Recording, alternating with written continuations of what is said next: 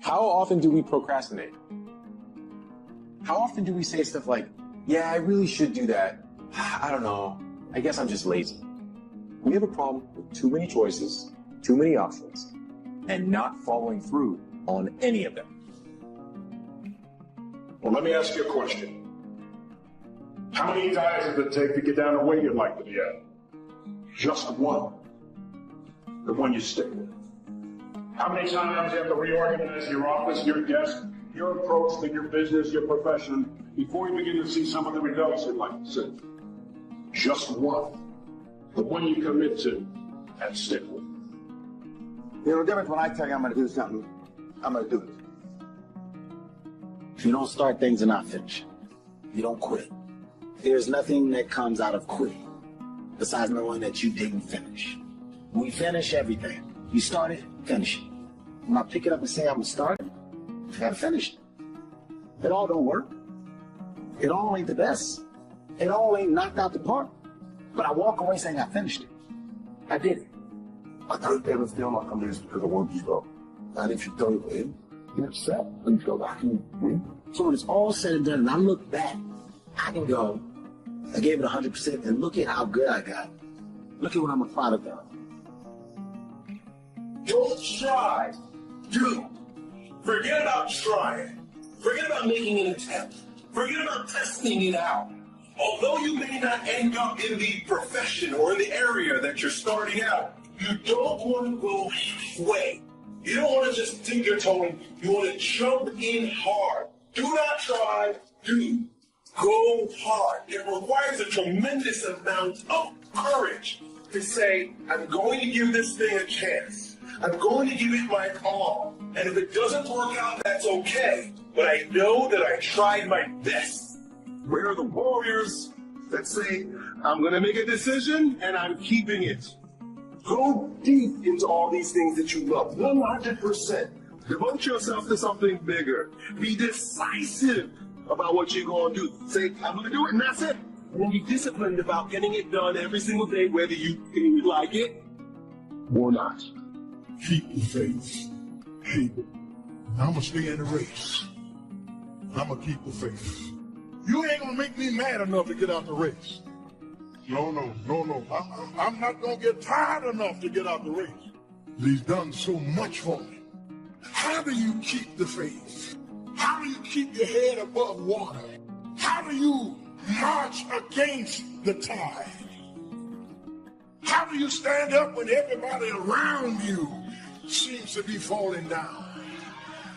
How do you keep firm and solid footing when everything underneath you seems to be slipping away? How do you keep the faith? Number one, you got to be a fighter. Faith into action equals manifestation. Nothing is done without willpower. I want you to think about your main goal. And I want you to have a big goal. Why is that important? Because in order to do something you've never done, you've got to become someone you've never been. You're not greatness in you. If you don't have the money, and if you don't have the contacts, if you don't have the relationship, none of those things matter. If you have a golden dream, if you have the willpower to go after it, you can never lose faith.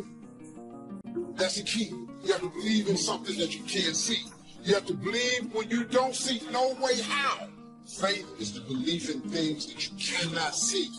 You have to buckle down and keep believing. If God told you you were going to be rich in August of 2021, do you know how crazy you would talk to me from now until then? Because you know on August of 21, I'm going to be rich. But he don't tell you when the package is going to arrive. So here's the deal. He wants you to stay in faith to receive the package. Because he only delivers to Faith Street. If you step off over here to I don't see how Boulevard, he don't ship it. He does not ship it. He only sends the boxes to Faith Street. Once you believe you deserve something, then you've at least opened the door to walk into the room of success. But prior to believing you deserve it, you can do all the work, all the calls, all the mechanics that the other people do. But if you don't believe you deserve it, you're never going to even walk into the room and sit at the table to have a chance to get your piece. The chair at the table, the space at the table is only reserved for those who believe they deserve to be sitting there. Hard work matters. Why does hard work matter? Hard work matters strategic because if you make more phone calls, you do the old adage, right? Show up earlier than everybody else, leave later. But there's something more deep about that. Yes, making more phone calls, seeing more people, being more active, being busier, putting in more hours into something always gives you a strategic chance. But something powerful happens when you do things other people aren't willing to do. You begin to believe you deserve to have things other people won't have. And that's what gets you a seat at the table of success. Wisdom uninvested in labor is wasted. Even the highest of attitudes is faith. Faith uninvested is wasted, produces nothing. The name of the game is to put faith and philosophy into activity so that it starts making progress, turning nothing into something. How do you do that? Here's how you start. There's 3 steps to it. Number 1, imagination. Now, imagination is not tangible, but it is almost real. Almost real. It's not real, but it's almost real. But it's hard to say that imagination is nothing. Imagination is not tangible yet, but it is the beginning of turning nothing into something. And so, as a result of developing the faith, I expand my vision of doing things beyond my comfort zone. So expand your vision. There are more millionaires have been created last year than any other time in history. It's easier now to create wealth than ever before in our economy. And so having a service-driven life, looking at the things that you want to do, and having collaborative, achievement-driven, supported relationships, learning every day that you have breath, you have an opportunity to serve. You have an opportunity to make a difference. A man without a dream or vision should perish. It's what God puts in your imagination for you to have. Everything God wants you to have, He puts it in your imagination. Albert Einstein said imagination is everything. It's the preview to life's coming attraction. It all happens at an appointed time, but you have to stay in faith for the appointed time to happen for you. I've been wanting to be on TV since I was 10 years old. You know how old I was before I got on TV? 38. 28 years after I wrote it on the paper. I won't be on TV. It took me 28 years to get on TV. But it happened at an appointed time. I just never gave up in faith. I kept going because I didn't know how to quit. Because I know if I quit, it cannot happen. But if you stay with it, you have no idea what can happen for you. What causes that switch to flip? The overdrive. The beast mode. The full-on destroyer that will not stop. You gotta go, man. You just have to go. Never wait on the right time, because the right time ain't ever coming. Beast mode is a lifestyle that becomes your nature. You all know these people spending their whole year doing nothing, sitting still. And then all of a sudden, for 3 weeks out of the year, they suddenly spring into action, and things start moving. It's all starting. And right when you think you might be looking at a different person, they go right back to where they were 3 weeks before, and stay there for another year. These are the New Year resolution beach money. These are the people who want to lose weight. Talk about lose weight. Buy the gear to lose weight. Get a membership, get into position to lose weight. But quit because training is at 5:30 in the morning. Everybody wants to be a millionaire. Everybody wants to be the top of the top. Until it's time to do what Phenomenal does. I'm not scared that some kid's gonna take my spot. If he does, he's gonna have to do it with sweat. He's gonna have to do it with tears. He's gonna have to do it with blood. He is going to have to get up at 2:30 in the morning. If he can get up every day at 2:30, he deserves to take my spot. Some people are taking your spot and they shouldn't take it, but because you're average, it's easy to take your spot. It's easy. It's easy to take that client before you get to him. It's easy. It's easy to beat you while you average.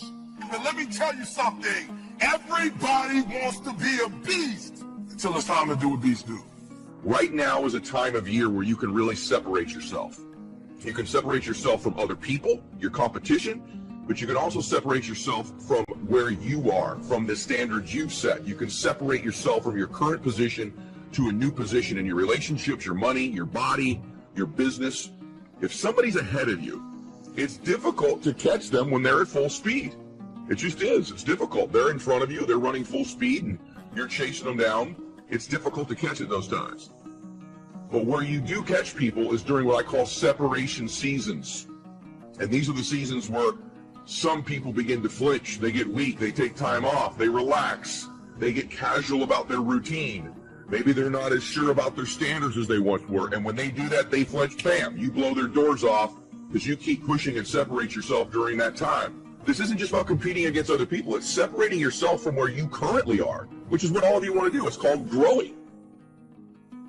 You see, beast mode is about the hunt. And if you don't get that, if you don't understand that, then you think that you can just turn it on whenever you want. Now, I've got to pass this class. Time to get into beast mode. I've got to get this promotion. Time to get into beast mode. That's not how it works. It's about the hunt. The hunt is what terrifies them. People don't even understand the hunt because it's primal. It's do or die. It's all or nothing. The hunt. Hunting is about practice. It's the practice of patience. It's the refinement of process. It's the lessons of failure. It requires time. It builds experience. It demands resilience, endurance, and collaboration. So when the win happens, it happens fast and frequently. Why is it you give someone everything? Support, encouragement, education, money, opportunity. And people you give the most to sometimes spend their life going in and out of rehab their whole life. And then you see people that life is just kicked in the teeth. People have been through any form of abuse, mental, emotional, physical, any. People that had no opportunity somehow developed the one factor that will separate you from all those people that talk a good game and make you one of the few who do. It's called hunger. See, if you look at Sir Richard Branson's good friend of mine, Richard, this guy's as hungry today as when he was 16 years old, starting Virgin in a crypt there in England. In his late 60s, he's got the same drive. The most important conversation is the one you have with yourself. You wake up with it, you walk around with it, you go to bed with it. Eventually, you act on it. Sometimes you act on it good, sometimes bad. You got to change the internal dialogue. Until you change the internal dialogue in your head, until you callous over the victim's mentality that the world is out to get you because of you are the only, you got to change that, man. And if you keep that mentality, you're going to stay in the same exact spot that you're in. You're not going to drop 42 pounds over one season. That's going to take some endurance. You're not going to become your best self all by yourself. That's when it takes collaboration. So stop trying to be a beast for a week and realize that it's about a lifestyle. You live it day in and day out. And when you practice that long enough, it becomes your nature. In life, we really will never exceed what we believe we're worth. We just never will. And so if you can begin to do things you think other people aren't willing to do, or maybe do things the former you weren't willing to do, you begin to believe that the new you deserves things other people won't get, and the new you deserves to get things the former you didn't get either. And so this is why this season is so critical. And I've stacked up maybe 30 straight separation seasons. There's other ones. There's summertime, right? There's times like that. But right now is the big one. You all know what I'm talking about, right? Everyone gets kind of casual. Everyone slows down. And one day turns into 3 days, turns into 4 days. You know, Christmas is a holiday. It's not a holiday. New Year's Eve is a holiday, not a holiday or a holiday. But people keep taking these holidays and holidays this time of year. And it's when you get them. It's when you get the former you. It's when this new version of you emerges. And so take advantage of this season. It's the greatest of all seasons. And I can tell you it's one of the reasons why, if I do have some good things going on in my life, is I separated during this time. I separated from the old me and I separated from my competition. It takes both emotion and logic for you to reach your maximum potential, to really give everything you have and go beyond your limits. So when it doesn't make sense, logical sense to go on, that's when you got to use your emotion. That's when you got to use that anger, that frustration, that fear to push yourself harder, to push yourself to say, I don't stop. So you fight the weak emotions with the power of logic, and you fight the weakness of logic with the power of emotions. And in the balance of those two,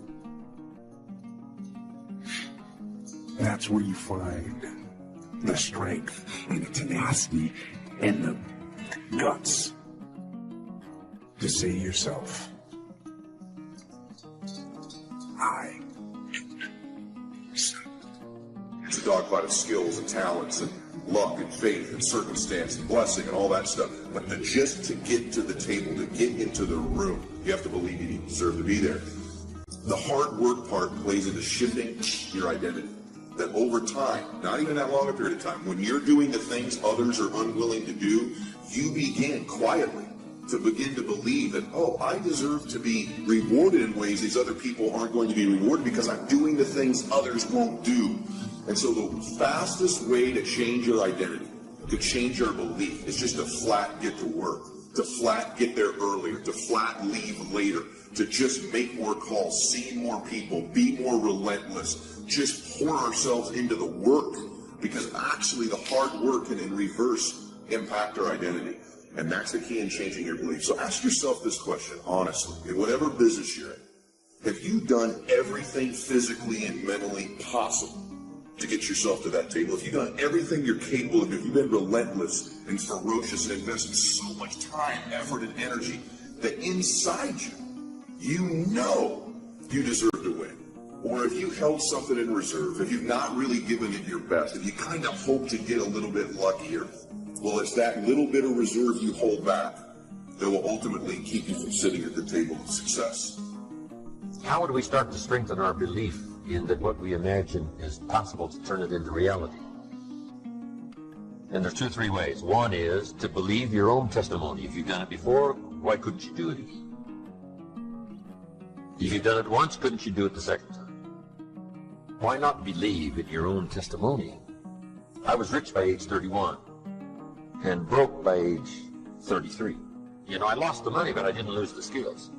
And that's what's important about personal development. You can lose the money, but not the skills, so who cares about the money? Unless it's getting late, right? And you're like 90, and, you know, it's a little difficult to go back to the streets, but hey, once you've got the skills, you own the skills. So we start with imagination, which is almost real. I mean, it's not real yet. It's not tangible yet, but it's almost real. Now we move to faith to believe that what we imagine is possible. So we study our own testimony. If we've done it before, we can do it again. Here's what else we study. Other testimonials of somebody who did it. Somebody that built a hotel said, yes, I started with some plans, finally believed it was possible, and here it is. Say, well, if it's possible for one, it's possible for another. In fact, sometimes when we hear the testimonial, here's how they finished. If I can do it, how they finished. You can do it. See, that's a classic testimonial that gives us now.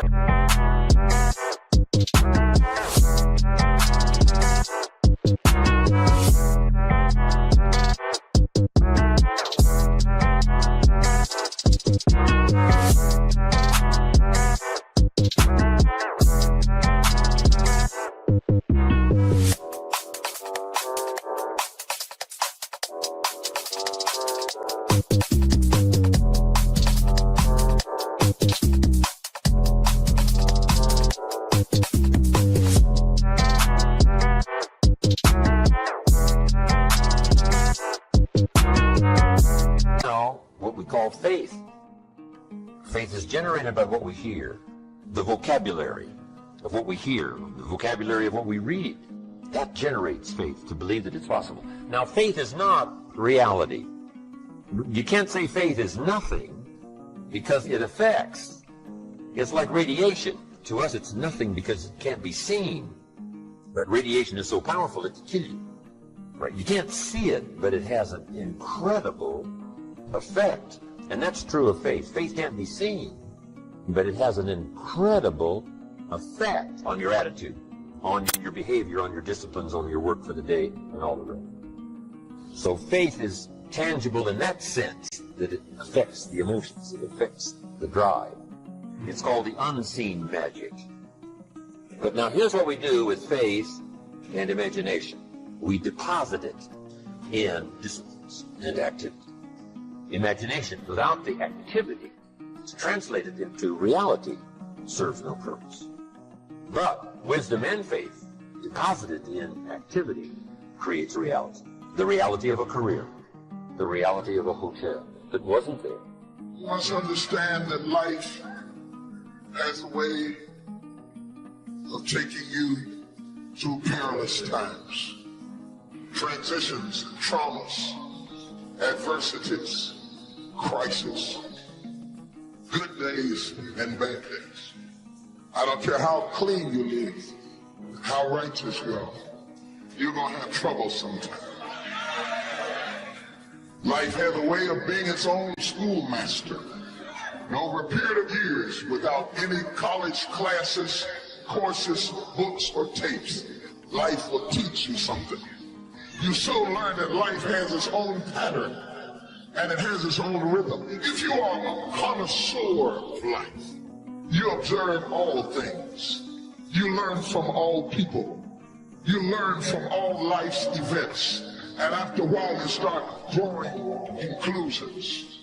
When you start drawing conclusions, you draw them not for the benefit of judging other people, but you draw conclusions in the hopes that you might begin to understand what life is all about. Because after you lived a long time, you wise up a little bit. Just by virtue of staying here on the planet, of surviving good days and bad days, of seeing the sequence of life. The world is not like the movies. The movies aren't real. They don't exist. But you do. And life, this life it's better than any movie there is. Go out into the world and actually feel it. Go feel joy and love and triumph and rapture and ecstasy and glory. Go feel those things. And you know, with those feelings, there will be other feelings as well. Sorrow, and pain, and sadness, and desolation, and suffering.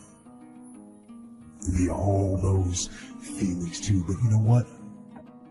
It's okay. Take both sides. Feel all that. That's what life is. Those feelings, those emotions, those highs and those lows. Those are life. If you really want to be transformed, you have to live with intention. This is so simple, I don't want you to miss it. Most people don't lead their life. They accept their life. And when you accept your life, you are living on things that are not worthy of your time. And you heard me say in a moment, everything with God's uphill. The reason I want you to understand that is, to go uphill, you have to be intentional. Nobody ever went uphill by accident. You've never read a book on accidental achievements. You have to be intentional with what you do, with who you are. And so I would just say to you, find your strengths, become very intentional, and commit your life every day to it's all uphill. See, the great mistake we make is we think, I'm going to go out and make enough money, and there's a day when I can relax and I can rest, and everything's going to be easy. Can I tell you something? The day that you have that day, one of your children, gets in an accident. Problems will never, ever leave you. Issues, obstacles, difficulty.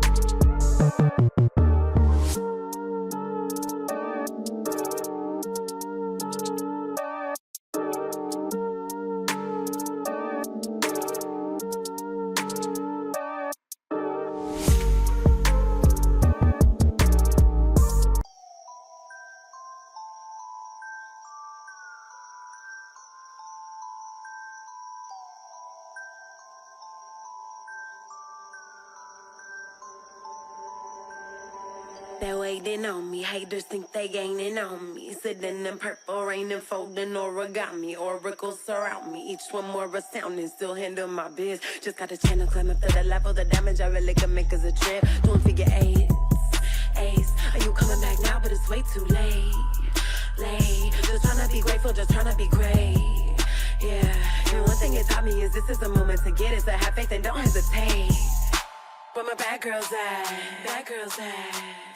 From the front to the back, front to the front to the front to the front to the front. But it work right now, work right now.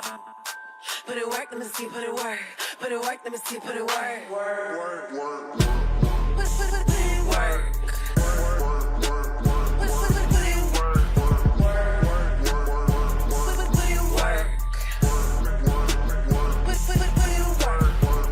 Never land, never let my feet touch the floor. I just flow in my zone, you can't touch us though. Keep it moving, UFO, I just got to go. I can't touch the floor. Take that, break that with a bit. They're always going to surround you. So you never get to that place where you've got it made. You're not supposed to got it made. You're supposed to add value to people, and it's all uphill. So the moment I understand that, then what happens is I commit myself to it, and then it becomes a beautiful uphill climbing. Like, there's one thing that's beautiful about going uphill is the scenery. See, if you wake up every day and you say you're not a morning person, you're doing serious disservice to yourself. Because your attitude determines your altitude. A lot of your mornings start off bad because you've taken claim that you're not a morning person. Why would you not be a morning person when the whole goal is...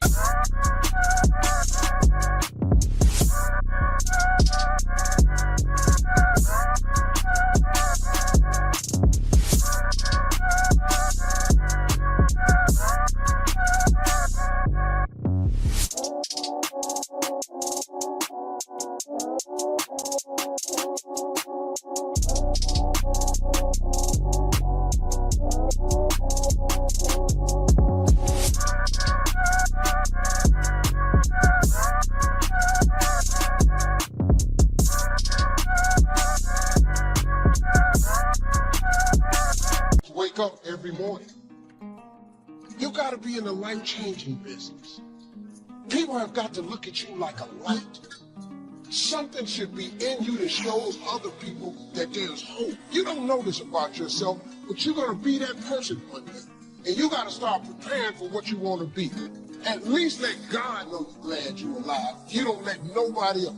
You don't know that you're going to be a light one day. And people are going to look to you for that light. I believe in winning the battle against yourself. Because there's a lot of things you can control. When you wake up and talk about making your bed. Make your bed, make sure your house is clean, make sure you get your breakfast, make sure you shower and shave. Whatever you're doing, control that. Don't hit the snooze button. All these things are very important. That's been told a lot of times. Why don't you hit the snooze button? Because you wake up already down. You're already behind the power curve. So what happens when you hit the snooze button? You may not make your bed. You may not pick the right clothes out in the morning time. So that's the mindset that I think is important to bring with you every day you go, everywhere you go in life. Time is the inexplicable raw material of everything. With it, all is possible. Without it, nothing. The supply of time is truly a daily miracle, an affair genuinely astonishing when one examines it. You wake up in the morning and lo, your purse is magically filled with 24 hours of the unmanufactured tissue of the universe of your life. It is yours. It is the most precious of possessions. No one can take it from you. It is unstealable. And no one receives either more or less than you receive. In the realm of time, there is no aristocracy of wealth and no aristocracy of intellect. Genius is never rewarded by even an extra hour a day. And there is no punishment. Waste your infinitely previous commodity as much as you will, and the supply will never be withheld from you. You cannot waste tomorrow. It is kept for you. You cannot waste the next hour. It is kept for you. I have said the affair was a genuine miracle. Is it not? You have to live on this 24 hours of daily time. Out of it, you have to spend health, pleasure, money, content, respect, and the evolution of your immortal soul. Its right use, its most effective use, is a matter of the highest urgency and of the most thrilling actuality. All depends on that. Your happiness, the elusive prize that you are all clutching for, my friends, depends on that. How do you have time for anything? How do you have time to dick around on Facebook? How do you have time to watch hours and hours of TV? How do you have time to do anything? It's simply because that's where you put the priority. So don't tell yourself you don't have time. Just say it's not important. And maybe it isn't, and that's okay. But if it is, make the time to get it done. If you do what is easy, your life will be hard. Complain, point at your circumstances, give up your power, blame the government. If you do what is easy, your life will be hard. But if you do what is hard, your life will be easy. It's hard to make a radical change in your behavior. It's hard to take ownership. It's hard to swallow the bitter pill that wherever you find yourself, at some point in time, you made an appointment to be.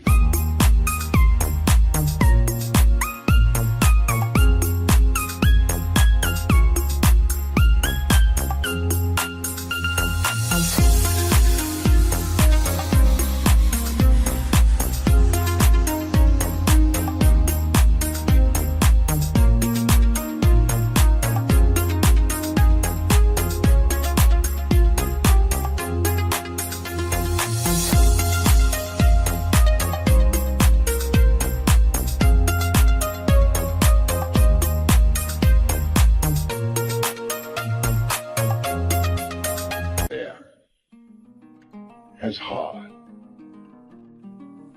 Remember how you had a job interview for a job? We've had several of them in our lives. What did you do the night before that job, weeks before the job? You knew you had it. You prepared you had a bowl out for your oatmeal, your cereal, whatever you had in the morning time. Your coffee cup was out. Your clothes were laid out. You studied, you rehearsed, you were ready. You brought your best self. You were going to war with yourself because you wanted that interviewer to see your best self. You won. You got the job. After a few months in that job, you look around, I got the job. You start to back off. The clothes aren't out. You hit the snooze button. You don't get up on time anymore. You realize that you can still have this job and not be your best self. The interview you is gone. You have your job, but the interview is gone. So, winning the battle in the morning time is just that. It's that you wake up in the morning time and you own all this stuff. Because once you leave your house, the world then gets at you. And that's why I believe in not getting up in the morning time and checking your phone immediately. Everybody does that. They get up, the first thing they do is grab the phone, look at the phone. Maybe bad news on there. So how's your day start off? I don't go to the gym. You're caught up now on that phone. That's how your day starts. You lost control. So once you win that battle in the morning time, then once you go out, now you've won. You go outside your house, you may lose your job. You may have a bad hit, but you won something. So you're going into battle having already won something. Having already won. So then, if you hit the snooze button, you go out, you're just defeated already. You're behind the power curve. Now you've won something. You feel better about yourself. So now you're able to take these hits along the way. Well, we all know sleep is really good for you. In fact, I cheat myself because I could probably, if I could sleep a little longer, I would probably be better, because all medical science tells you that how important, 7-8 hours of sleep is for each person. What I want to say to you is, when you wake up. Don't sleep during the day. Don't get a little bit unconscious and let life pass you. Be intentional. Go for it. Be in the moment. Be alert. Be aware. Seize the time. We don't have much of it. I guess what I'm really saying is, when you're awake, stay awake. Then when you sleep, it's a little bit more legal. If one cannot arrange that an income of 24 hours shall exactly cover all proper items of expenditure, one does muddle one's whole life indefinitely. We shall never have any more time. We have, and we have always had, all the time there is. It's not that difficult to get something started. You run it for a while, and after a while it starts running you. That's part of the challenge. I told my staff one day, giving birth to a tiger is one thing, learning how to ride it is something else, right? Sometimes you start it and then it turns around and starts giving you all kinds of trouble. If you're working already 8-10 hours a day, that's about it. You just can't work much more than that. Bursts at a time you can work 12, 14, 16, right? I'm sure we've all learned to do that, put in the extra time.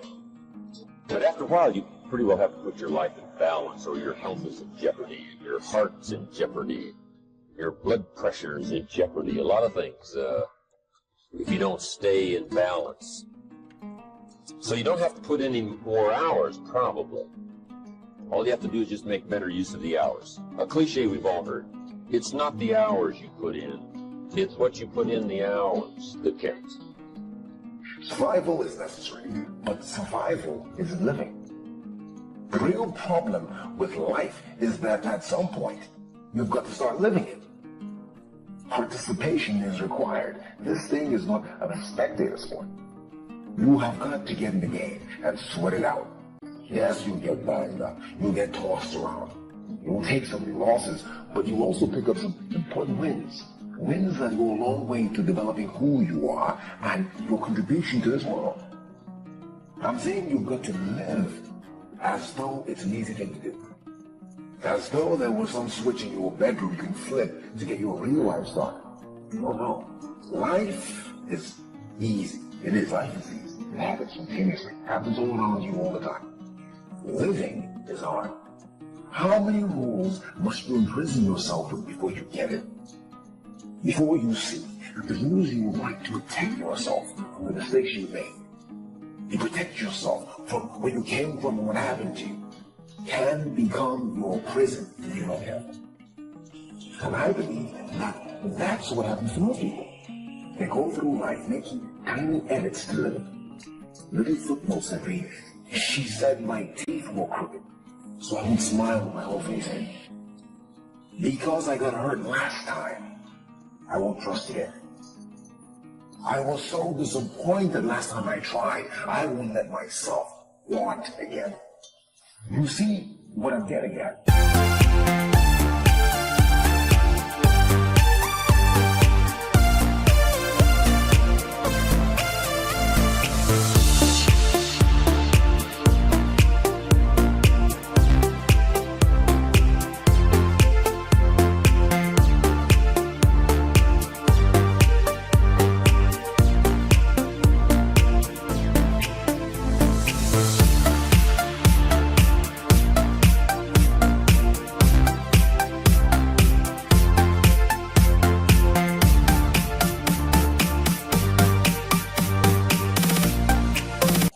These rules start early, and sometimes they're forced on you. So I know living is hard.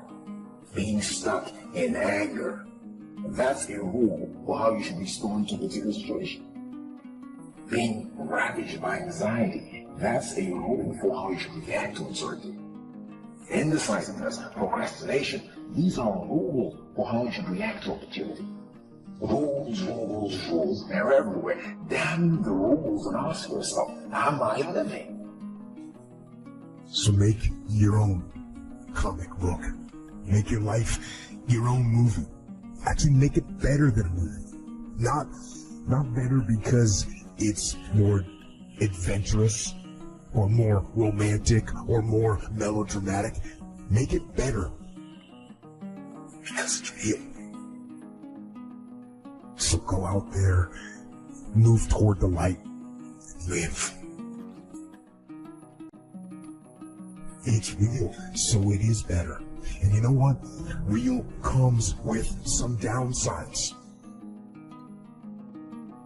Real comes with some darkness. But that's okay. It's okay because we know the darkness, the light becomes even brighter. Am I going through life with my whole self? Am I fully experiencing the moments, or am I watching them go by? Am I doing all I can with the opportunities that life is presenting? Am I enjoying life or am I managing it? Are my happiness and my joy conditional? If I died today, would my life have been fully used up? I'm not preaching, I'm just asking. Living isn't just about the adventures and the exciting things you do, the things you post on Instagram. Living is about the hard places. It's also about the dark places. Living is about where it hurts, going to those places. It's about processing pain, changing attitudes. It's about lifting those blocks, obstructing your path with experience home limit. If you feel this, if your heart is starting to race, if your mind is starting to churn, that's you. That's you saying, yes, I want to live again. I want to start living again. Don't tell me about change. I know about change. I want to know specifically, what are you going to do? Who are you going to heal? What are you going to let go of? When do you admit that you have a problem? When do you conclude that maybe it's you? When do you allow yourself to love and love me? What I do know is that this is the only life I remember. This is the only life I have, and I intend to use it up. I'm going to experience fully what there is. That means the victories and the losses. That means the laughter and the tears, the good, the bad, and the ugly. Let's start living again. I've resolved in my spirit, in my heart, that every experience is my education.